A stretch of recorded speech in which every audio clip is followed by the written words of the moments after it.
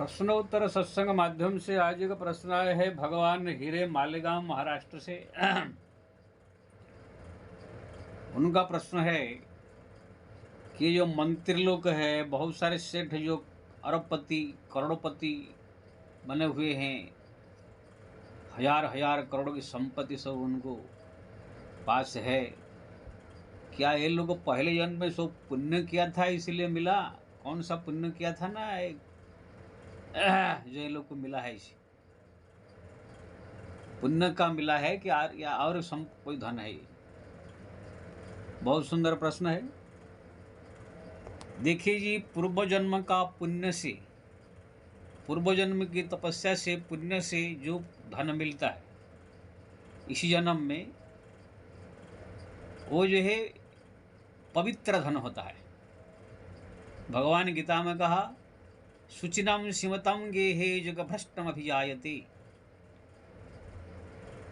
जब कोई पुण्यवान पुरुष या योगभ्रष्ट पुरुष योग कर रहा था, भजन कर रहा था, पुण्य कर रहा था, लेकिन अधा में उसका मृत्यु हो गया, पूर्ण नहीं हुआ साधन, वो जाकर के शुचिनाम सिमताम गेहे योगभ्रष्टम अभिजायते, यानी श्रीमंत घर में, धनी घर में जन्म होगा, लेकिन वो धन शुचि यानी पवित्र धन होगा, जो मेहनत से कमाया हुआ, ईमानदारी से कमाया हुआ, दूसरे को ठगा हुआ, दूसरे का लूटा हुआ नहीं। ऐसे धन अगर किसके घर में है, पवित्र शुचि ईमानदारी से कमाया हुआ, ऐसे घर में अगर कोई जन्म होता है तो वो पुण्यवान पुरुष माना जाता है। पुण्यों के कारण वो इसी घर में जन्म हुआ। लेकिन अगर किसके घर में पाप कर्म द्वारा सब धन कमाया हुआ है, दूसरे को लूट के, दूसरे का सब ठग के, बम फोड़ के, सरकारी जो पब्लिक का धन है उसको इधर उधर करके, 2 नंबर काम करके सब जो पैसा कमा कर रखे हैं, कोई 500 करोड़, कोई 1000 करोड़, कोई 2000 करोड़, ये सब शुचि धन नहीं है, अपवित्र धन है। इसमें जो व्यक्ति धन कमाया है, रखा है, करोड़पति बना है, वो भी भ्रष्ट है, और जो इसी घर में पैदा होगा वो भी भ्रष्ट है, पापी है। सब दोनों, पूरा परिवार ही पापी है। क्योंकि ना ये धन जो है आगे चल करके जो है सर्वनाश कर देगा। अभी भले ही धनी बन गया कोई, 2 नंबर काम करेंगे, लेकिन आगे चल करके या तो इसी जन्म में ही कुछ दिखाई देगा उसका बुरा परिणाम, अगर यहाँ पर दिखाई नहीं दिया तो परलोक में तो देखा नहीं। इसलिए जो बड़े बड़े मंत्री, बड़े बड़े नेता, बड़े बड़े सेठ लोग सब आप करोड़पति अरबपति देख रहे हैं, ये सब कोई ईमानदार का धन नहीं है, ये सब बेईमान का धन है, चोरी का धन है, झूठा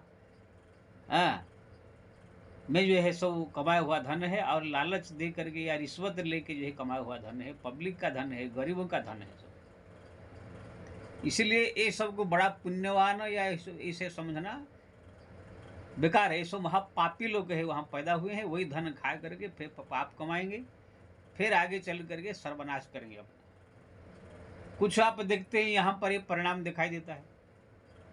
बहुत सारे ऐसे मंत्री है, कमाए है, 2 नंबर काम करके पैसा, सो जेल में है। लालू प्रसाद यादव चारा घोटाला करके गायों का ही चारा ही खा गया, जेल में सड़ रहा है। अभी अरविंद केजरीवाल जो है शराब घोटाला कर पैसा कमाया, वो भी जेल में जा रहा है। ऐसे कितने मंत्री लोग सब जेल में पड़े हुए हैं। तो कुछ लोग को यहाँ पर ही जो है दिखाई देता है, या जो यहाँ पर नहीं मिला तो मरने के बाद जो है उनको अवश्य जो है ऐसे पतन करके गर्दन पर गिरेंगे नरक में, और अगली चरण में जाकर ऐसे से अपंग होकर के, पापी होकर के, अपंग होकर के, कुष्ठरोगी होकर ऐसे ऐसे सब दुर्दशा को भोग करेंगे, उसका कोई वर्णन नहीं। तो कहने का मतलब है, ये जो करोड़पति अरबपति खरबपति आप देख रहे हैं, खाली करोड़पति अरबपति खरबपति मत देखिए, वो धन कैसे कमाए करके आया है ये समझना चाहिए। अगर किसी व्यक्ति का 60,000 पगार है कि 50,000 पगार है, तो वो साल भर में 5-6 लाख रुपया कमाएगा। 100 लाख रुपया कमाएगा तो उसमें 1-2 लाख रुपया खर्च हो जाए तो 3-4 लाख रुपया उसका बचेगा। तो साल में अगर 4 लाख रुपया बजाय 20 साल ले जाया 1 करोड़ रुपया होगा। 40 साल में जाएगा 2 करोड़ रुपया होगा। 40 साल तक नौकरी कर दे, 20 साल उम्र में अगर करे 60 में रिटायर हो जाए तो 2 करोड़ रुपया उसका कमाई होगा। और उसके पास 1000 करोड़ रुपया है, तो आओ बाकी जो है 998 करोड़ रुपया उसने जो है धांधली करके कमाया है। ये 998 करोड़ रुपया उसका जो है पाप का धन है।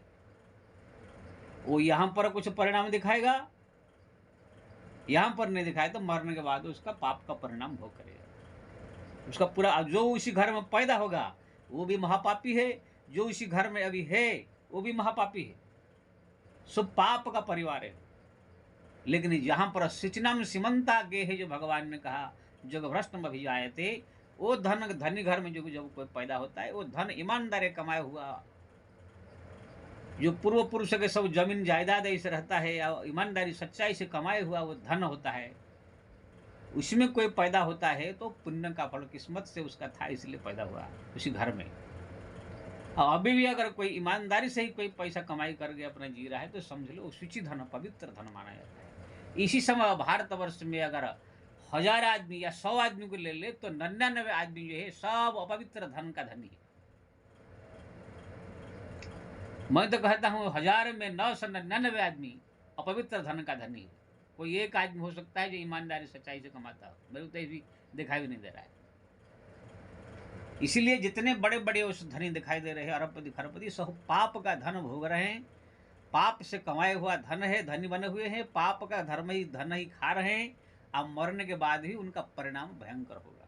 लेकिन आप बोलेगा अभी कुछ तो अभी तुरंत नहीं होता है, क्योंकि ना भगवान जो है पाप कर्म का फल तुरंत नहीं देते हैं, या तो मरते मरते मरते अंत समय में कुछ देते हैं या तो फिर अगली जन्म में देते हैं। इसलिए यहाँ पर पापी लोग को भी फलते फूलते आपको नजर आएंगे। रावण भी बहुत दिन तक फलते फूलते कितने 1000 साल तक उसने राज किया, बाद अंत में हुए उसका पतन हुआ।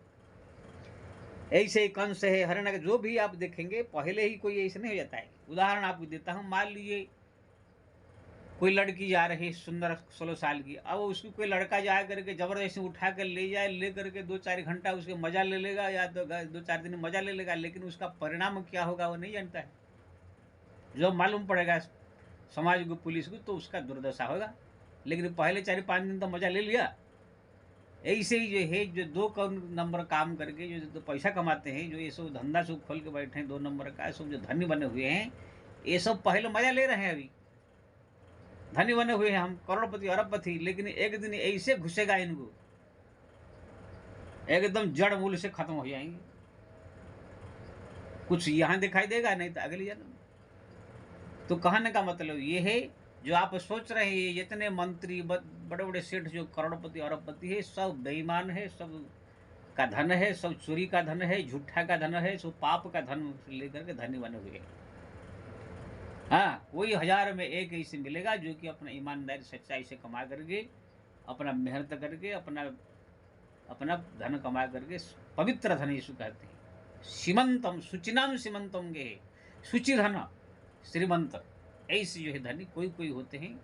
और ऐसे घर में पुण्यवान लोग का जन्म होता है, और पुण्य उसके पुण्य के प्रभाव से ऐसे धन उसके मिला। बाकी पापी का धनी घर में कोई अगर पैदा हो गया तो पापी आदमी था, जो कि पाप का धन भोगने के लिए पैदा हुआ, और वो भी पाप का धन भोगते भोगते महापापी होगा। अगले जन्म में वो पाप कर्म के द्वारा ही उसका पतन होगा। इसलिए बड़े बड़े धनियों को बहुत बड़े धर्मशील या बहुत बड़े बड़े सो ईमानदार, बहुत बड़े बड़े सो जो है पुण्यवान पुरुष न समझ करके महापापी समझ ले तो ये सबसे अच्छा होगा। जय श्री राम।